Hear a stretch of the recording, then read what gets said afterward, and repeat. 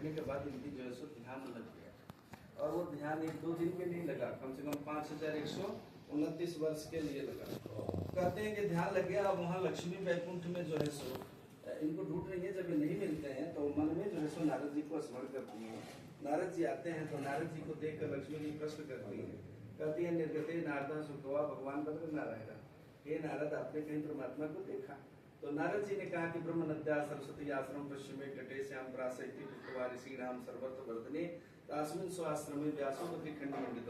उन्होंने कहा मातेश्वरी, जब मैं मृत्यु लोक का भ्रमण कर रहा था तो मैंने ब्रह्म शिवालिक पर्वत श्रृंखलाओं में बहने वाली सरस्वती के पश्चिम तट पर मैंने एक श्यामप्रास नामक गुफा को देखा, जहाँ से एक अलौकिक प्रकाश पुंज हमें दिखाई दिया। हम लोगों से रहा नहीं गया हमसे। जब हम वहाँ गए तो हमने देखा कि भगवान श्री हरि नारायण विष्णु का जो है वहाँ व्यास जी पूजन कर रहे हैं। तो कहते हैं लक्ष्मी यहाँ आई, उन्होंने देखा कि पति का स्वरूप नीला से जो है काला पड़ रहा है सूर्य के ताप से, तो उन्होंने यहाँ बदली बन करके छाया की, इसलिए इस तीर्थ का नाम पड़ा आदि बदली।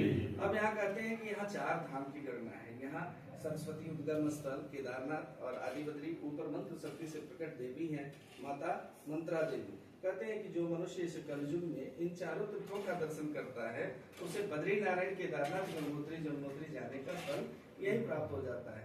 बड़े विशाल भगवान की जय।